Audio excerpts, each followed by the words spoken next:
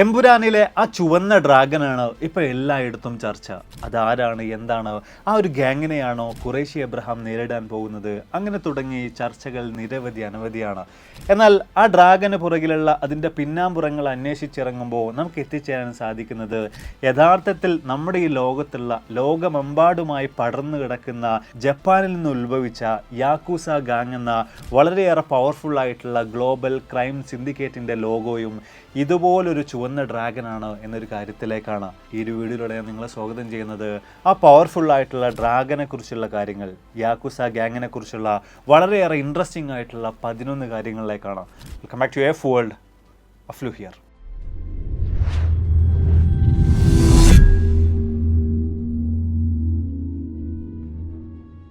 ലോകമെമ്പാടും വ്യത്യസ്ത തരത്തിലുള്ള കാര്യങ്ങൾ ചെയ്തുകൊണ്ടിരിക്കുന്ന 25,000-ലധികം മെമ്പേഴ്സുള്ള ഒരു ക്രൈം സിൻഡിക്കേറ്റ് അല്ലെങ്കിൽ ഒരു ക്രിമിനൽ ഗ്യാങ് എന്നൊക്കെ പറയുമ്പോൾ എന്താണ് ആദ്യമായിട്ട് നിങ്ങളുടെ മനസ്സിലേക്ക് വരുന്നത്?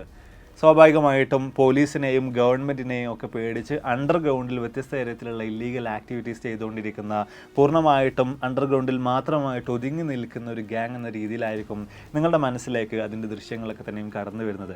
എന്നാൽ യാക്കൂസ എന്ന ജപ്പാനിലെ വളരെയേറെ പവർഫുൾ ആയിട്ടുള്ള മോസ്റ്റ് ഓർഗനൈസ്ഡ് ക്രൈം സിൻഡിക്കേറ്റിൻ്റെ കാര്യത്തിലേക്ക് വരുമ്പോൾ അവിടെ കാര്യങ്ങൾ കുറച്ച് വിചിത്രമാണ്.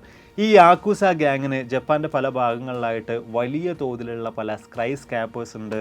അതുപോലെ തന്നെ പൊളിറ്റിക്കലി വലിയ തോതിലുള്ള സ്വാധീനം, ഇൻഫ്ലുവൻസ് ഇവർക്കുണ്ട്. മാത്രവുമല്ല ജപ്പാൻ എന്തെങ്കിലും തരത്തിലുള്ള ഡിസാസ്റ്ററുകളിലൂടെ കടന്നു പോകുന്ന അവസരത്തിൽ ഇവരവിടെയൊക്കെ തന്നെയും സഹായഹസ്തവുമായിട്ട് ഓടിയെത്താറുണ്ട്. അതുപോലെ തന്നെ ജപ്പാൻ്റെ വ്യത്യസ്ത രീതിയിലുള്ള കൺസ്ട്രക്ഷൻ മേഖലയിലാണെങ്കിലും എൻ്റർടൈൻമെൻറ്റ് മേഖലയിലാണെങ്കിലും റിയൽ എസ്റ്റേറ്റ് മേഖലയിലാണെങ്കിലും ഒക്കെ ഇവർ വ്യത്യസ്ത തരത്തിലുള്ള കാര്യങ്ങളൊക്കെ തന്നെയും ചെയ്തുകൊണ്ടിരിക്കുന്നുണ്ട്. എന്നാൽ ഇതോടൊപ്പം തന്നെ വ്യത്യസ്ത ഇല്ലീഗൽ ആക്ടിവിറ്റീസും അതുപോലെ തന്നെ ഇവർ കൊണ്ട് നടക്കുന്നുണ്ട്. അതായത് വളരെയേറെ പവർഫുൾ ആയിട്ടുള്ള വ്യത്യസ്ത മേഖലകളിൽ പ്രവർത്തിച്ചുകൊണ്ട് അതിൽ നിന്നൊക്കെ തന്നെയും വലിയ തോതിൽ തന്നെ ധനം സമ്പാദിച്ചുകൊണ്ടിരിക്കുന്ന, കോടികൾ കൊയ്തുകൊണ്ടിരിക്കുന്ന, ലോകത്തെമ്പാടുമായിട്ട് പടർന്നു കിടക്കുന്ന ഒരു പവർഫുൾ ആയിട്ടുള്ളൊരു സിൻഡിക്കേറ്റ് തന്നെയാണ്, ഒരു ക്രൈം സിൻഡിക്കേറ്റ് തന്നെയാണ് ആ ചുവന്ന ഡ്രാഗൻ അല്ലെങ്കിൽ യാക്കൂസ ഗ്യാങ് എന്ന് പറയുന്നത്. ഇവരെക്കുറിച്ചുള്ള വളരെയേറെ ഇൻട്രസ്റ്റിംഗ് ആയിട്ടുള്ള 11 കാര്യങ്ങളിലേക്കാണ് നമ്മൾ ഇനി കടക്കാൻ പോകുന്നത്. അപ്പോൾ ഈ കാര്യങ്ങളൊക്കെ തന്നെയും കേട്ട് കഴിയുമ്പോൾ എമ്പുരാനിലുള്ള ആ ഒരു ചുവന്ന ഡ്രാഗൻ ഇത് തന്നെയാണോ, അല്ലെങ്കിൽ എന്താണ് യഥാർത്ഥത്തിലുള്ള ഒരു യാക്കൂസ ഗ്യാങ്, എന്താണ് അവർ ലോകത്ത് ചെയ്തുകൊണ്ടിരിക്കുന്നത്, അവർ എത്രത്തോളം മോശപ്പെട്ട കാര്യങ്ങൾ ചെയ്യുന്നുണ്ട്, അങ്ങനെ തുടങ്ങിയിട്ടുള്ള എല്ലാ കാര്യങ്ങളും നിങ്ങൾക്ക് വ്യക്തമായി തന്നെ മനസ്സിലാക്കാൻ സാധിക്കുന്നുണ്ടാവും. എന്തൊക്കെ തന്നെയായാലും നമ്മുടെ ലിസ്റ്റിലെ ഒന്നാമത്തെ കാര്യം യാക്കൂസ എന്ന ഇവരുടെ പേരുമായി ബന്ധപ്പെട്ട് കിടക്കുന്നത് തന്നെയാണ്. ഈ യാക്കൂസ എന്ന് പറഞ്ഞു കഴിഞ്ഞാൽ അതിൻ്റെ അർത്ഥം വരുന്നത് യാ എന്നത് 8 സൂചിപ്പിക്കുന്നതാണ്, കു എന്നാൽ 9 എന്നാണ്, സ എന്ന് പറഞ്ഞാൽ 3 അതായത് 8, 9, 3 എന്നാണ് യാക്കൂസ എന്ന് പറഞ്ഞു കഴിഞ്ഞാൽ അതിൻ്റെ അർത്ഥമായിട്ട് വരുന്നത്. അപ്പോൾ എന്തുകൊണ്ടാണ് ഇത്തരത്തിലൊരു നമ്പേഴ്സിനെ ഇവർ പേരായിട്ട് കൊണ്ട് നടക്കുന്നത് എന്ന കാര്യത്തെക്കുറിച്ച് നോക്കുമ്പോൾ അതിനൊരു ബാക്ക് സ്റ്റോറി ഉണ്ട്. ജപ്പാനിൽ വളരെയധികം ഫേമസ് ആയിട്ടുള്ളൊരു കാർഡ് കളിയുണ്ട്, അല്ലെങ്കിൽ ഒരു കാർഡ് ഗെയിം ഉണ്ട്. ഒയ്ച്ചോ കബു എന്നാണ് ആ കാർഡ് ഗെയിമിന് പറയുന്നത്. ഈ ഒരു ഗെയിമിൽ ഓരോ പ്ലേയേഴ്സിനും ഏറ്റവും അവസാനം എത്തുമ്പോൾ 3 കാർഡുകളായിരിക്കും ലഭിക്കുക. ഈ ഓരോ കാർഡുകളിലും ഓരോ നമ്പേഴ്സ് ഉണ്ടാവും. അപ്പോൾ ഈ 3 കാർഡിലെയും കൂടെ നമ്പേഴ്സ് കൂട്ടി നോക്കിക്കഴിഞ്ഞാൽ 20 എന്ന സംഖ്യയാണ് കിട്ടുന്നതെങ്കിൽ അയാൾ പുറത്താകുന്നതായിരിക്കും, അയാൾ ആ കളിയിൽ തോൽക്കുന്നതായിരിക്കും. അപ്പോൾ ഇതിനെ കേന്ദ്രീകരിച്ചുകൊണ്ട് തന്നെയാണ് ഇവർ ഈ ഒരു പേര് സൂചിപ്പിച്ചിട്ടുള്ളത്. അതായത് ഈ 8, 9, 3 എന്നീ സംഖ്യകൾ കൂട്ടിക്കഴിഞ്ഞാൽ 20 ആയിരിക്കും കിട്ടുക. അപ്പോൾ 20 കിട്ടുന്ന ആൾ കളിയിൽ നിന്ന് പുറത്താകുന്നതായിരിക്കും. അപ്പോൾ ഒരു മോശപ്പെട്ട രീതിയിൽ നിന്നൊക്കെ കണക്കാക്കുന്നതിന് വേണ്ടിയിട്ട്, അല്ലെങ്കിൽ അത്തരമൊരു അർത്ഥത്തിൽ നിന്ന് തന്നെയാണ് ഇവർ ഈ ഒരു പേരിനെ സ്വീകരിച്ചിട്ടുള്ളത്. കുറച്ചുകൂടെ നിങ്ങൾക്ക് കണക്റ്റ് ആകുന്ന രീതിയിൽ പറയുകയാണെങ്കിൽ പലപ്പോഴും നമ്മുടെ നാടുകളിലൊക്കെ തന്നെയും പലരും അവരുടെ ഗ്യാങ്ങിന് ബാഡ് ബോയ്സ് എന്നൊക്കെ പേരിടാറുണ്ട്. അപ്പോൾ ആ ഒരു രീതിയെ അവലംബിച്ചുകൊണ്ട് തന്നെയാണ് യാക്കൂസ എന്നൊരു ഗ്യാങ് ഇവർ സ്വീകരിച്ചിട്ടുള്ളത്. മാത്രമല്ല ഇവരെവിടെയെങ്കിലും ചെന്ന് കഴിഞ്ഞാൽ അവിടെ വൻ നാശനഷ്ടങ്ങൾ വിതക്കും എന്നതിനെയും ഈ ഒരു പേര് കൊണ്ട് ഇവർ സൂചിപ്പിക്കുന്നുണ്ട് എന്നും പറയപ്പെടുന്നു. നമ്മുടെ ലിസ്റ്റിലെ രണ്ടാമതായിട്ട് വരുന്ന കാര്യം സമുറായ്സുമായിട്ട് ഈ ഒരു യാക്കൂസ ഗ്യാങ്ങിനുള്ള ബന്ധമാണ്. ഇവർ പറഞ്ഞുകൊണ്ടിരിക്കുന്നത് യഥാർത്ഥത്തിലുള്ള ഈ സമുറായിസിൻ്റെ പിൻതലമുറക്കാരാണ് തങ്ങൾ എന്ന രീതിയിലാണ്. തീർച്ചയായിട്ടും നിങ്ങൾ ജപ്പാനിൽ നിന്നുള്ള സമുറായിസ് എന്ന യോദ്ധാക്കളെ കുറിച്ച് കേട്ട് കാണും. 12-ാം നൂറ്റാണ്ട് മുതൽക്ക് ഉണ്ടായിരുന്ന വളരെയേറെ പവർഫുൾ ആയിട്ടുള്ള എലൈറ്റ് ആയിട്ടുള്ള യോദ്ധാക്കളാണ് ഈ സമുറായിസ് എന്ന് പറഞ്ഞത്. ആ ഒരു കാലഘട്ടങ്ങളിൽ ജപ്പാൻ ഭരിച്ചിട്ടുണ്ടായിരുന്നത് വ്യത്യസ്ത ഫ്യൂഡൽ പ്രഭുക്കളായിരുന്നു, അല്ലെങ്കിൽ ജന്മിമാരായിരുന്നു എന്ന് പറയാം. അപ്പോൾ ഈ ഓരോ ജന്മിയുടെയും അണ്ടറിലായിട്ട് അയാൾക്കൊരു പ്രൈവറ്റ് ആയിട്ടുള്ള ഒരു ആർമി തന്നെ ഉണ്ടായിരുന്നു. ആ ആർമിയിൽ ഉണ്ടായിരുന്ന യോദ്ധാക്കളാണ് ഈ സമുറായ്സ് എന്ന് പറഞ്ഞത്. അപ്പോൾ ഈ ഫ്യൂഡൽ പ്രഭുക്കൾ തമ്മിൽ പരസ്പരം ഏറ്റുമുട്ടുകയും യുദ്ധങ്ങൾ ഉണ്ടാവുകയും വലിയ തോതിലുള്ള പോരാട്ടങ്ങൾ നടക്കുകയും ഒക്കെ ചെയ്തിട്ടുണ്ടായിരുന്നു. എന്തൊക്കെ തന്നെയായാലും പിൽക്കാലത്ത് 1600-കളിലെത്തുമ്പോൾ ജപ്പാന്റെ ഭരണത്തിൽ വലിയ തോതിലുള്ള മാറ്റങ്ങൾ സംഭവിക്കുന്നുണ്ട്. അതോടുകൂടിയിട്ട് ഈ സമുറായ്സ് ആർമി അല്ലെങ്കിൽ ഈ പ്രൈവറ്റ് ആർമി പൂർണ്ണമായിട്ടും നിരോധിക്കുകയാണ്, നിർത്തലാക്കുകയാണ്. അതോടുകൂടിയിട്ട് ആയിരക്കണക്കിന് വരുന്ന സമുറായ്സിന് അവരുടെ ജോലി നഷ്ടമാവുകയും അവർ തെരുവിലേക്ക് ഇറങ്ങേണ്ടി വരികയും ചെയ്യുകയാണ്. ഈ പറഞ്ഞു വരുന്ന ഈ കഥ കൂടുതലായിട്ട് വിശദീകരിച്ച് പറയാനാണെങ്കിൽ ഒരു വലിയ സ്റ്റോറി തന്നെയാണ്. ഇതെങ്ങനെ പിന്നീട് യാക്കുസ ഗ്യാങ്ങിലേക്ക് എത്തിയെന്നൊക്കെ പറയുമ്പോൾ ഒരുപാടധികം ചരിത്രം പറഞ്ഞു പോകേണ്ടതുണ്ട്. എന്തൊക്കെ തന്നെയായാലും വളരെ ചുരുക്കിയിട്ടാണ് ഈ ഭാഗം ഞാൻ വിശദീകരിക്കുന്നത്.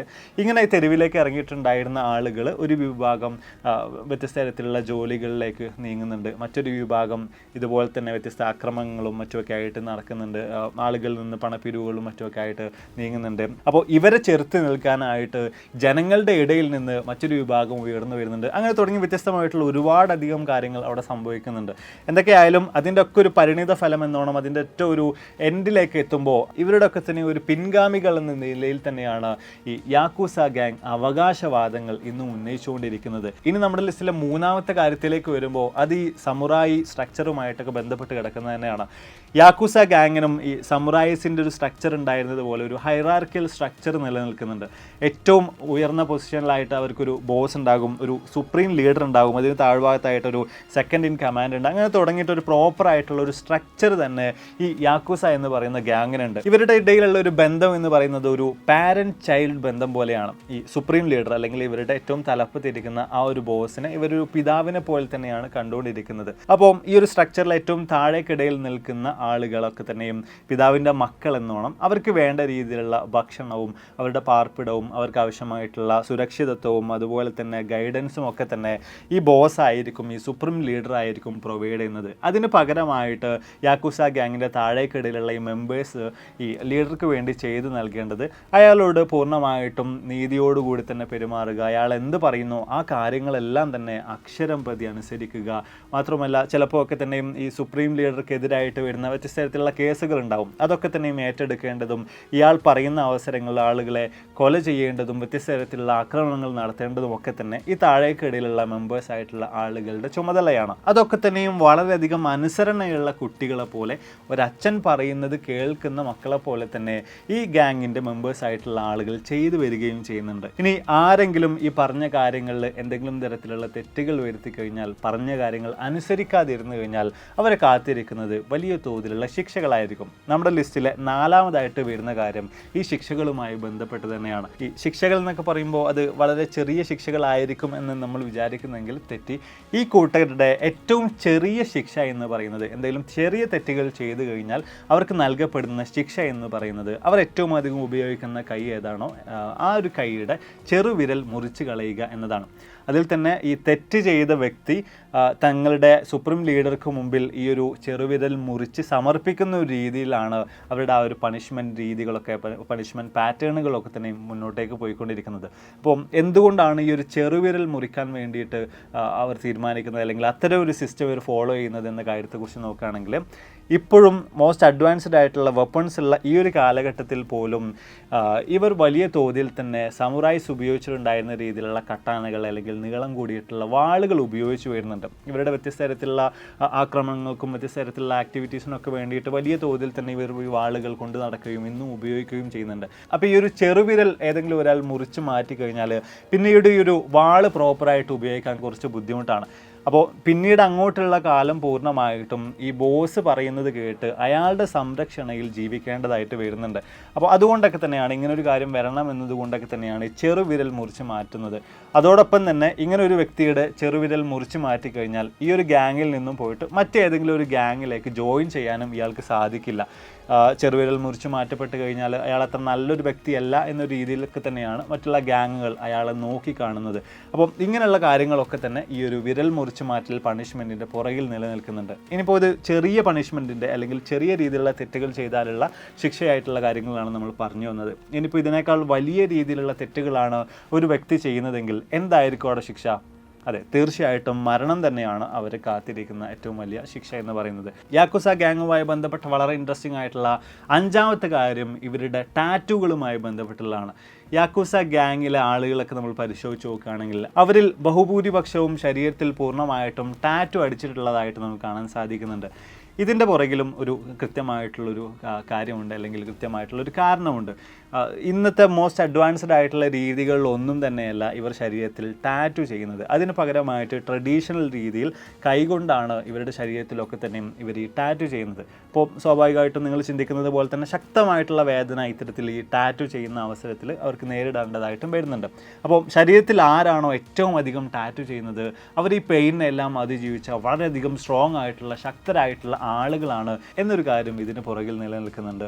അതുകൊണ്ടൊക്കെ തന്നെയാണ് യാക്കുസ ഗാങ്ങിൽപ്പെട്ട ആളുകൾ കൂടുതലായിട്ട് അവരുടെ ശരീരത്തിൽ പൂർണ്ണമായും ടാറ്റു ചെയ്യാൻ വേണ്ടിയിട്ട് ഉത്സാഹത്തോടുകൂടെ മുന്നോട്ടേക്ക് വന്നുകൊണ്ടിരിക്കുന്നത്. ഇനി എന്തെല്ലാമാണ് ഇവർ ശരീരത്തിൽ ടാറ്റു ചെയ്യുന്നത് എന്ന കാര്യത്തെക്കുറിച്ച് നോക്കുകയാണെങ്കിൽ വ്യത്യസ്ത തരത്തിലുള്ള ഫിഗേഴ്സ്, പ്രത്യേകിച്ച് ഡ്രാഗൺ, അതുപോലെ ഇവരുടെ വ്യത്യസ്ത ദൈവങ്ങൾ, സമുറൈസ്, അതുപോലെ പല ഫോക്ക് സ്റ്റോറികളിലെ ഹീറോസ്, കോയ് ഫിഷ്, അങ്ങനെ തുടങ്ങിയിട്ടുള്ള വ്യത്യസ്ത കാര്യങ്ങളൊക്കെ തന്നെയും ഇവരുടെ ശരീരത്തിലെമ്പാടും ഇവർ ടാറ്റു ചെയ്യാറുണ്ട്. എന്നാൽ ഈ ടാറ്റുവിൻ്റെ ഒരു പിന്നാമ്പുറം നമ്മൾ അന്വേഷിച്ച് പോവുകയാണെന്നുണ്ടെങ്കിൽ ഈ ടാറ്റുകൾ പ്രധാനമായിട്ടും ഏതെങ്കിലും ഒരു വ്യക്തി തെറ്റ് ചെയ്യുന്ന അവസരത്തിൽ ഒരു പണിഷ്മെൻ്റ് എന്നോണം അയാളുടെ ശരീരത്തിൽ ചെയ്തിട്ടുണ്ടായിരുന്നതാണ് എന്ന കാര്യം നമുക്ക് മനസ്സിലാക്കാൻ സാധിക്കുന്നുണ്ട്.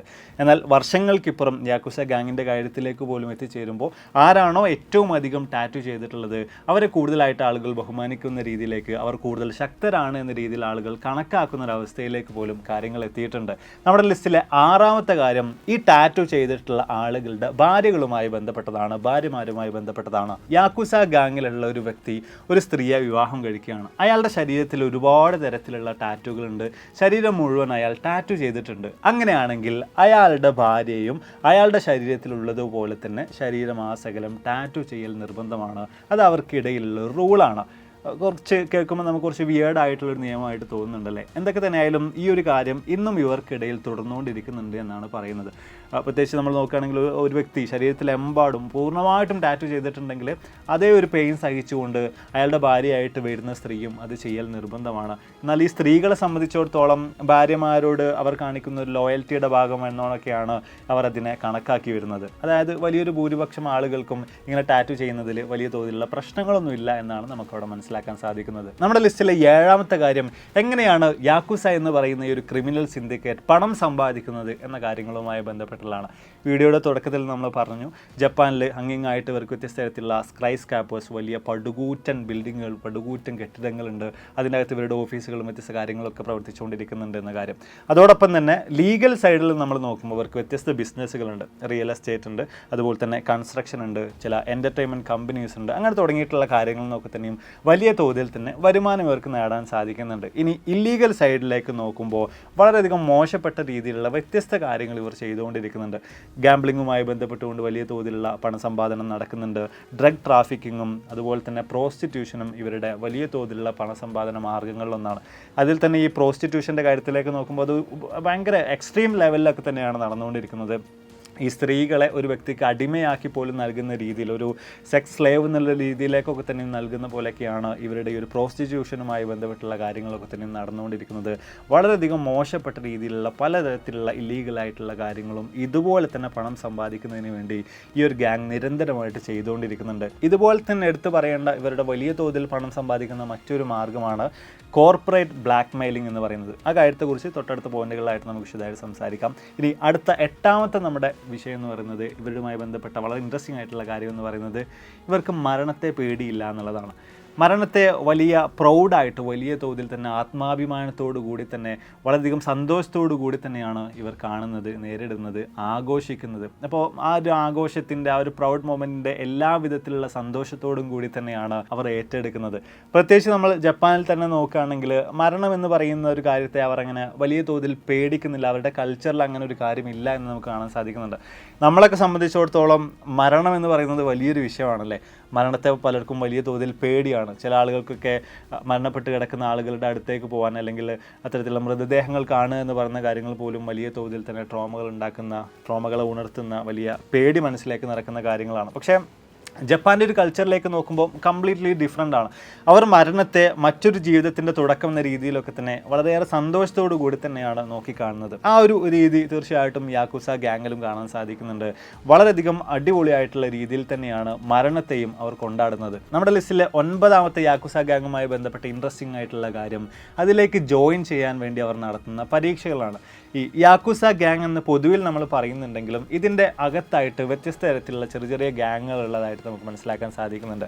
അതായത് യമഗുച്ചി ഗുമി, അതുപോലെ തന്നെ ഇനാഗോവ കൈ, അതേപോലെ കാൻഡോ ഷിംബോക്കു കൈ, അങ്ങനെ തുടങ്ങിയിട്ടുള്ള വ്യത്യസ്ത തരത്തിലുള്ള ചെറിയ ചെറിയ ഗ്യാങ്ങുകളും ഇതിനകത്ത് തന്നെ പ്രവർത്തിക്കുന്നതായിട്ട് നമുക്ക് കാണാൻ സാധിക്കുന്നുണ്ട്. അപ്പം ഇങ്ങനെയുള്ള ഗ്യാങ്ങുകളിലേക്കൊക്കെ തന്നെയും പുതുതായിട്ടൊരാളെ എടുക്കുന്ന സമയത്ത് അവിടെ വ്യത്യസ്ത തരത്തിലുള്ള പരീക്ഷകൾ നടത്തുന്നുണ്ട് എന്നാണ് പറയപ്പെടുന്നത്. അപ്പം ഈ പരീക്ഷകൾ ഉണ്ടാകുന്ന ചോദ്യങ്ങൾ നമ്മൾ പരിശോധിക്കുകയാണെങ്കിൽ അതെന്തായിരിക്കും നോക്കുകയാണെങ്കിൽ ഈ ഒരു യാക്കൂസ ഗ്യാങ്ങിൻ്റെ ഒറിജിൻ, അതിൻ്റെ ഹിസ്റ്ററി, അതുമായി ബന്ധപ്പെട്ടുള്ള വ്യത്യസ്ത ചോദ്യങ്ങൾ, കൊള്ളകളും കൊലകളുമായി ബന്ധപ്പെട്ടുള്ള വ്യത്യസ്ത തരത്തിലുള്ള ചോദ്യങ്ങൾ, അങ്ങനെയുള്ള കാര്യങ്ങളൊക്കെയാണ് പ്രധാനമായിട്ടും ഈ ചോദ്യ പേപ്പറുകളിലായിട്ട് ഈ ഒരു പരീക്ഷയുടെ ഭാഗമായിട്ട് ഉണ്ടാകുക എന്നാണ് പറയപ്പെടുന്നത്. നമ്മുടെ ലിസ്റ്റിലെ 10ാമതായിട്ട് വരുന്ന കാര്യം മുമ്പേ നമ്മൾ പറഞ്ഞു വെച്ച കോർപ്പറേറ്റ് ബ്ലാക്ക് മെയിലിംഗ് ആണ്. ഇവിടെ രണ്ട് വലിയ കമ്പനികൾ തമ്മിൽ എന്തെങ്കിലും തരത്തിലുള്ള പ്രശ്നങ്ങൾ ഉണ്ടാവുകയാണെങ്കിൽ, അല്ലെങ്കിൽ എക്സ് എന്ന കമ്പനിയുടെ വലിയ തോതിലുള്ള ഒരു കോമ്പറ്റീറ്ററാണ് വൈ എന്നുണ്ടെങ്കിൽ, ഈ വൈ എന്ന കമ്പനിയെ തകർക്കണമെന്നുണ്ടെങ്കിൽ എക്സ് എന്ന കമ്പനിയുടെ ഹെഡിന് അല്ലെങ്കിൽ അതിൻ്റെ ബന്ധപ്പെട്ടുള്ള ആളുകൾക്ക് ഈ യാക്കൂസ ഗ്യാങ്ങിന് കൊട്ടേഷൻ കൊടുക്കാനായിട്ട് സാധിക്കും. ഈ ഒരു അവസരത്തിൽ വളരെ ബ്രില്യൻ്റ് ആയിട്ടുള്ള രീതിയിൽ യാക്കൂസ ഗ്യാങ് ചെയ്യുന്നത് ഇവരുടെ വളരെയേറെ ട്രെയിൻഡ് ആയിട്ടുള്ള സ്ത്രീകളെ, പെൺകുട്ടികളെ ഈ വൈ എന്ന ഈ ഒരു കമ്പനിയുടെ ഹെഡിൻ്റെ അടുത്തേക്ക് അല്ലെങ്കിൽ അതിൻ്റെ പൂർണ്ണമായിട്ട് ചുമതലയുള്ള ആളുടെ അടുത്തേക്ക് അയക്കുക എന്നുള്ളതാണ്. അപ്പോൾ ഈ ട്രെയിൻഡ് ആയിട്ടുള്ള ഈ സ്ത്രീ അവിടെ ചെന്ന് അയാളെ പരമാവധി മയക്കിയെടുത്തുകൊണ്ട് അയാളെ വെച്ച് വ്യത്യസ്ത തരത്തിലുള്ള കാര്യങ്ങളൊക്കെ തന്നെയും ചെയ്യുകയും അതിൻ്റെ വീഡിയോകളൊക്കെ തന്നെയും ചിത്രീകരിക്കുകയും പിന്നീട് ഇത് വെച്ചുകൊണ്ട് അയാളെ ബ്ലാക്ക് മെയിൽ ചെയ്തുകൊണ്ട് ആവശ്യമായിട്ടുള്ള കാര്യങ്ങളൊക്കെ തന്നെയും എക്സ് എന്ന കമ്പനിക്ക് നേടിക്കൊടുക്കുകയും ചെയ്യുന്നതായിരിക്കും. ഈ ഒരു രീതി വലിയ തോതിൽ തന്നെ അവിടെ നടക്കുന്നുണ്ട്. അതിൻ്റെ അടിസ്ഥാനത്തിൽ തന്നെ യാക്കുസ ഗ്യാങ്ങിന് ഇത്തരത്തിലുള്ള ഈ കോർപ്പറേറ്റ് ബ്ലാക്ക് മെയിലിങ്ങിലൂടെ വലിയ തോതിൽ തന്നെ ധനസമ്പാദനം നടക്കുന്നുണ്ട്, വലിയ തോതിൽ പണം നേടാൻ സാധിക്കുന്നുണ്ട് എന്നാണ് നമുക്ക് ഡാറ്റകളൊക്കെ പരിശോധിക്കുമ്പോൾ മനസ്സിലാക്കാൻ സാധിക്കുന്നത്. നമ്മുടെ ലിസ്റ്റിലെ 11ാമതായിട്ട് വരുന്ന കാര്യം ബോബ് ദ ബിൽഡർ എന്ന് പറയുന്ന ഈ ഒരു ആനിമേഷൻ കാർട്ടൂണുമായി ബന്ധപ്പെട്ട കാർട്ടൂൺ ക്യാരക്ടറുമായി ബന്ധപ്പെട്ടുള്ളതാണ്. ലോകത്തെമ്പാടും ഈ ഒരു കാർട്ടൂൺ ക്യാരക്ടറിൻ്റെ കയ്യിലെ വിരലുകളുടെ എണ്ണം എന്ന് പറയുന്നത് 4ആണ്. എന്നാൽ ജപ്പാനിലേക്ക് വരുന്ന അവസരത്തിൽ ഈ ഒരു കാർട്ടൂൺ ക്യാരക്ടറിൻ്റെ കൈവിരലുകളുടെ എണ്ണം 5 ആയിട്ടുള്ളതായിട്ട് നമുക്ക് കാണാൻ സാധിക്കുന്നുണ്ട്. അത് ജപ്പാനിലെ ആളുകൾ, അധികൃതർ ഇടപെട്ടുകൊണ്ട് മാറ്റിയിട്ടുള്ളതാണ്, മാറ്റം വരുത്തിയിട്ടുള്ള ഒരു കാര്യമായിരുന്നു. അതെന്തുകൊണ്ടാണ് അങ്ങനെ ഒരു കാര്യം അവർ ചെയ്തതെന്ന് ചോദിച്ചു കഴിഞ്ഞാൽ, ഈ യാക്കുസ ഗ്യാങ്ങിൽ ചെറുവിരൽ മുറിച്ച് കളയുന്ന 4 വിരലുകൾ മാത്രമുള്ള ആളുകളുമായി ബന്ധപ്പെട്ടുള്ള കാര്യങ്ങൾ നമ്മൾ മുമ്പേ പരാമർശിച്ചല്ലോ. അപ്പോൾ ഈ കുട്ടികളുടെ മനസ്സിൽ യാക്കുസ ഗ്യാങ്ങുമായി ബന്ധപ്പെട്ടുള്ള ഒരു ചിന്തകൾ ചെറിയ പ്രായം മുതൽക്ക് തന്നെ വരുന്നതിന് തടയുന്നതിന് വേണ്ടി, അല്ലെങ്കിൽ യാക്കുസ ഗ്യാങ്ങിൽപ്പെട്ട ഒരു ക്യാരക്ടറാണോ ഇത് എന്ന് പോലും തോന്നുന്നതൊക്കെ തടയുന്നതിന് വേണ്ടിയിട്ടാണ് ഇത്തരമൊരു കാര്യം ജപ്പാനിലെ അധികൃതർ കൊണ്ടുവന്നിട്ടുള്ളത്, ചെയ്തിട്ടുള്ളതെന്നാണ് ഇതുമായി ബന്ധപ്പെട്ടുകൊണ്ട് പരിശോധിക്കുമ്പോൾ നമുക്ക് കാണാൻ സാധിക്കുന്ന ഒരു ഇൻട്രസ്റ്റിംഗ് ആയിട്ടുള്ള കാര്യം. ഇനി ഇതിന് പുറമെ എന്താണ് യാക്കുസ ഗ്യാങ്, എന്തെല്ലാം കാര്യങ്ങളാണ് അവർ ചെയ്തുകൊണ്ടിരിക്കുന്നത്, അവർ എത്രത്തോളം പവർഫുൾ ആണ് എന്ന കാര്യങ്ങളെക്കുറിച്ച് വിശദമായിട്ട് നമുക്ക് പരിശോധിക്കാം. അതിലെടുത്തു പറയേണ്ട കാര്യം, ജപ്പാനിൽ വ്യത്യസ്ത തരത്തിലുള്ള ഡിസാസ്റ്ററുകളൊക്കെ സംഭവിക്കുന്ന അവസരത്തിൽ അവിടെയൊക്കെ തന്നെ ഈ യാക്കുസ ഗ്യാങ്ങിൻ്റെ ആളുകൾ ഓടിയെത്തുകയും അവിടെയൊക്കെ വേണ്ട രീതിയിലുള്ള സഹായ സഹകരണങ്ങളൊക്കെ തന്നെയും ഈ ഒരു ഗ്യാങ്ങിൻ്റെ ഭാഗത്ത് നിന്നായിട്ട് നൽകുകയും ചെയ്യുന്നുണ്ട് എന്ന് പറയുന്ന ഒരു കാര്യമാണ്. അതോടൊപ്പം തന്നെ ഇവരുടെ ഗവൺമെൻറ്റിലേക്ക് പോലും യാക്കുസ ഗ്യാങ് വലിയ തോതിൽ ഫണ്ട് നൽകുന്നുണ്ട് എന്ന് പറയുന്ന രീതിയിലുള്ള പല വാർത്തകളും പലയിടത്തും നമുക്ക് കാണാൻ സാധിക്കുന്നുണ്ട്. ഇനിയിപ്പോൾ പൊളിറ്റിക്കലി ഉള്ള കാര്യങ്ങളെക്കുറിച്ചും പോലീസിൻ്റെ സൈഡിലുള്ള കാര്യങ്ങളെക്കുറിച്ചൊക്കെ നോക്കുമ്പോൾ ഇവർക്ക് അവിടെയൊക്കെ തന്നെയും വലിയ തോതിലുള്ള ഇൻഫ്ലുവൻസ് ഉള്ളതായിട്ട് നമുക്ക് കാണാൻ സാധിക്കുന്നുണ്ട്. മറ്റൊരു രീതിയിൽ പറയുകയാണെങ്കിൽ ഗവൺമെൻറ്റിലൊക്കെ തന്നെയും ഉന്നതരായിട്ടുള്ള പല ഉദ്യോഗസ്ഥരും പല മിനിസ്റ്റേഴ്സ് പോലും യാക്കുസ ഗ്യാങ്ങിൻ്റെ പോക്കറ്റിലാണ് എന്ന കാര്യം നമുക്കവിടെ മനസ്സിലാക്കാൻ കൃത്യമായി തന്നെ നോക്കിക്കാണാൻ സാധിക്കുന്നുണ്ട്. പോലീസുകാരുടെ സപ്പോർട്ടുമായി ബന്ധപ്പെട്ട് നോക്കുമ്പോൾ കുറച്ച് കാലങ്ങൾക്ക് മുമ്പ് ചില ഗ്യാങ്ങുകളൊക്കെ തന്നെയും ചില പോലീസുകാരൊക്കെ തട്ടിക്കൊണ്ടുപോയിട്ടുണ്ടായിരുന്നു. ആ ഒരു അവസരത്തിൽ അവിടെ കൃത്യമായിട്ട് ഇടപെടലുകൾ നടത്തി പോലീസുകാരെ തിരിച്ചു കൊണ്ടുവരാനൊക്കെ സഹായിച്ചിട്ടുണ്ടായിരുന്നത് യാക്കുസ ഗ്യാങ് ആയിരുന്നു. അപ്പം അതുകൊണ്ടൊക്കെ തന്നെയും പോലീസുകാരുടെ ഇടയിൽ നിന്നും ഇവർക്ക് നല്ല രീതിയിലുള്ള സപ്പോർട്ട് ലഭിക്കുന്നുണ്ട് എന്നൊരു കാര്യം നമുക്കവിടെ കാണാൻ സാധിക്കുന്നുണ്ട്. നമ്മൾ ഈ പറഞ്ഞ കാര്യങ്ങളൊക്കെ തന്നെയും ജപ്പാനിൽ ഉടലെടുത്തിട്ടുണ്ടായിരുന്ന ഒരു ലോക്കൽ ഗ്യാങ്ങുമായി ബന്ധപ്പെട്ട അല്ലെങ്കിൽ അതിൽ ഒതുങ്ങി നിൽക്കാവുന്ന രീതിയിൽ വരുന്ന കാര്യങ്ങളാണ്. എന്നാൽ അതിനൊക്കെ അപ്പുറത്തേക്ക് ലോകം മുഴുവനായിട്ട് വ്യാപിച്ചു കിടക്കുന്ന രീതിയിൽ 25,000-ഓളം മെമ്പേഴ്സ് വരുന്ന രീതിയിൽ വളരെയേറെ പവർഫുള്ളായിട്ടുള്ള രീതിയിലേക്ക് എങ്ങനെയാണ് യാക്കുസ ഗ്യാങ്ങിന് മാറാൻ സാധിച്ചത്? ആ ഒരു കാര്യത്തെക്കുറിച്ച് നമ്മൾ നോക്കുമ്പോൾ അവിടെ അമേരിക്കയുടെ കയ്യിൽ നിന്നും ലഭിച്ചിട്ടുണ്ടായിരുന്ന യാക്കുസ ഗ്യാങ്ങിന് ലഭിച്ചിട്ടുണ്ടായിരുന്ന സഹായ സഹകരണങ്ങൾ അതിൽ വലിയ തോതിൽ തന്നെ പങ്ക് വഹിച്ചിട്ടുണ്ടെന്ന കാര്യം നമുക്ക് മനസ്സിലാക്കാൻ സാധിക്കുന്നുണ്ട്. രണ്ടാം ലോക മഹായുദ്ധത്തിന് ശേഷം ജപ്പാനിലെ കമ്മ്യൂണിസ്റ്റ് ഭരണം അരങ്ങേറുമ്പോൾ അതിനെതിരായിട്ട് അതിനെ തകർക്കുന്നതിന് വേണ്ടിയിട്ട് CIA കയ്യിൽ നിന്ന് പോലും വലിയ തോതിലുള്ള സഹായങ്ങൾ യാക്കുസ ഗ്യാങ്ങിന് ലഭ്യമായിട്ടുണ്ടായിരുന്നു. ആയുധങ്ങളായിട്ടാണെങ്കിലും വ്യത്യസ്ത തരത്തിലുള്ള കാര്യങ്ങളായിട്ടാണെങ്കിലും ഒക്കെ വലിയ സഹായങ്ങൾ തന്നെ ഡയറക്റ്റായിട്ട് അവരുടെ കയ്യിൽ നിന്ന് ലഭ്യമായിട്ടുണ്ടായിരുന്നു. അപ്പോൾ ഇതിൻ്റെ ഒക്കെ അടിസ്ഥാനത്തിൽ തന്നെയാണ് വളരെയേറെ പവർഫുള്ളായിട്ടുള്ള ഗവൺമെൻറ്റിന് പോലും തൊടാൻ സാധിക്കാത്ത, ഗവൺമെൻറ്റിനെ പോലും നിയന്ത്രിക്കാൻ ശേഷിയുള്ള രീതിയിലേക്കൊക്കെ തന്നെയും ഈ ഒരു യാക്കൂസ ഗ്യാങ്ങിന് മാറാനായിട്ട് സാധിച്ചിട്ടുണ്ടായിരുന്നത്. മാത്രവുമല്ല വ്യത്യസ്ത തരത്തിലുള്ള റിപ്പോർട്ടുകൾ, ഡാറ്റകളൊക്കെ പരിശോധിച്ച് നോക്കുമ്പോൾ ഏഷ്യയിലാണെങ്കിലും യൂറോപ്പിലാണെങ്കിലും അമേരിക്കയിലാണെങ്കിലും അവിടെയൊക്കെ തന്നെയുള്ള വ്യത്യസ്ത തരത്തിലുള്ള ക്രിമിനൽ ഗ്യാങ്സുമായിട്ടൊക്കെ തന്നെയും യാക്കൂസ ഗ്യാങ്ങിന് നേരിട്ട് ബന്ധമുണ്ട് എന്ന കാര്യത്തെക്കുറിച്ചും ലോകത്തെമ്പാടുമായിട്ട് വലിയ തോതിൽ തന്നെ ഡ്രഗ് ട്രാഫിക്കിങ്ങും ആംസ് ഡീലിങ്ങും അതുപോലെ തന്നെ കള്ളപ്പണ ഇടപാടുകളും ഒക്കെ തന്നെ ഈ ഒരു ഗ്യാങ് നടത്തിക്കൊണ്ടിരിക്കുന്നുണ്ട് എന്ന രീതിയിലുള്ള കാര്യങ്ങളൊക്കെ തന്നെയും നമുക്ക് മനസ്സിലാക്കാൻ വ്യക്തമായി തന്നെ കാണാനായിട്ട് സാധിക്കുന്നുണ്ട്. എന്തൊക്കെ തന്നെയായാലും ഒരു ഭാഗത്ത് നല്ല ചില കാര്യങ്ങൾ ചെയ്യുന്നുണ്ടെങ്കിൽ കൂടെയും തെറ്റ് തീർച്ചയായിട്ടും നമ്മൾ തെറ്റായിട്ട് കാണേണ്ട, തെറ്റായിട്ട് പറയേണ്ട ഒന്ന് തന്നെയാണ്. അതിൻ്റെ ഒക്കെ അടിസ്ഥാനത്തിൽ ഈ യാക്കൂസ ഗ്യാങ്ങിനെ അടിച്ചമർത്തുന്നതിന് വേണ്ടിയിട്ടുള്ള വ്യത്യസ്ത തരത്തിലുള്ള നിയമങ്ങളൊക്കെ തന്നെയും ജപ്പാനിൽ തന്നെ കൊണ്ടുവരപ്പെട്ടിട്ടുണ്ടായിരുന്നു. അതിൻ്റെ അടിസ്ഥാനത്തിൽ ഏറെക്കുറെ 90,000-ഓളം വരുന്ന മെമ്പേഴ്സ് ഉണ്ടായിരുന്ന യാക്കൂസ ഗ്യാങ് ഇപ്പോൾ 25,000 എന്ന നമ്പേഴ്സിലേക്ക്, 25,000 എന്ന എണ്ണത്തിലേക്ക് എത്തി നിൽക്കുന്ന കാഴ്ചകൾ നമുക്ക് അവിടെ കാണാൻ സാധിക്കുന്നുണ്ട്. മുമ്പൊക്കെ തന്നെയും യുവാക്കൾ വലിയ തോതിൽ തന്നെ ഇതിലേക്ക് ആകർഷകരാകുന്ന രീതി ഉണ്ടായിരുന്നെങ്കിൽ അതൊക്കെ തന്നെയും ഇപ്പോൾ മാറ്റം വന്നിട്ടുണ്ട് എന്നാണ് യാക്കൂസ ഗ്യാങ്ങുമായി ബന്ധപ്പെട്ട് കൂടുതൽ അന്വേഷിച്ചിറങ്ങുമ്പോൾ നമുക്ക് മനസ്സിലാക്കാൻ സാധിക്കുന്നത്. ഇനി നമ്മൾ വീഡിയോയുടെ തുടക്കത്തിലൊക്കെ ഇൻട്രോയിലൊക്കെ പറഞ്ഞിട്ടുള്ള ആ ഒരു കാര്യത്തിലേക്ക് തന്നെ തിരിച്ചു വരാം. നമ്മുടെ എമ്പുരാനിൽ കണ്ടിട്ടുണ്ടായിരുന്ന ആ ഒരു ചുവന്ന ഡ്രാഗൺ യാക്കൂസ ഗ്യാങ്ങിനെ സൂചിപ്പിക്കുന്നത് തന്നെയാണോ, അല്ലെങ്കിൽ സിനിമയിൽ യാക്കൂസ ഗ്യാങ് ഉണ്ടാകുമോ, അതുമായി ബന്ധപ്പെട്ടുള്ള കാര്യങ്ങൾ ഉണ്ടാകുമോ?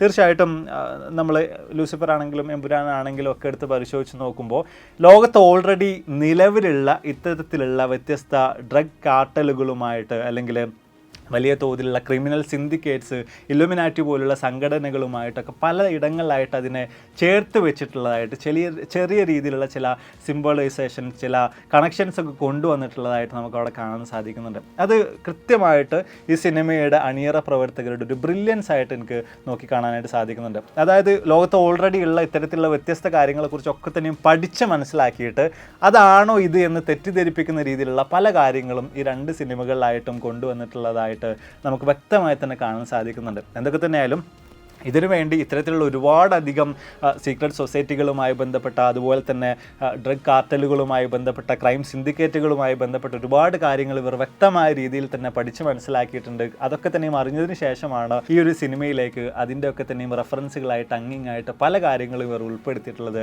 ആ കാര്യങ്ങളൊക്കെ തന്നെയും എന്തായാലും തീർച്ചയായിട്ടും അഭിനന്ദനാർഹമായിട്ടുള്ള കാര്യങ്ങളാണ്. അപ്പോൾ എന്തായാലും നമ്മൾ വീഡിയോസോടെ വൈൻഡപ്പ് ചെയ്യാണ്.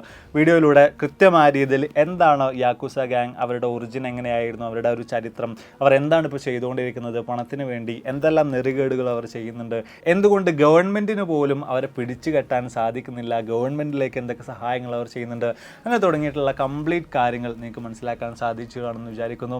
എനിക്ക് തോന്നുന്നു യാക്കൂസ ഗ്യാങ്ങുമായി ബന്ധപ്പെട്ടുള്ള പല കാര്യങ്ങളും ഈ ഒരു സിനിമയുടെ റെഫറൻസിന് വേണ്ടിയിട്ട് പോലും ഇവർ ഉപയോഗിച്ചിട്ടുണ്ടോ എന്നുള്ള ചില സംശയങ്ങൾ എനിക്ക് തോന്നുന്നുണ്ട്. നിങ്ങളുടെ അഭിപ്രായങ്ങൾ തീർച്ചയായിട്ടും താഴ്ന്ന് രേഖപ്പെടുത്താൻ മറക്കരുത്. അപ്പോൾ ഇതിൽ നല്ല ഒരുപാടധികം വീഡിയോസുകളുമായിട്ട് കണ്ടുമുട്ടാമെന്ന പ്രതീക്ഷയോടെ ബൈ.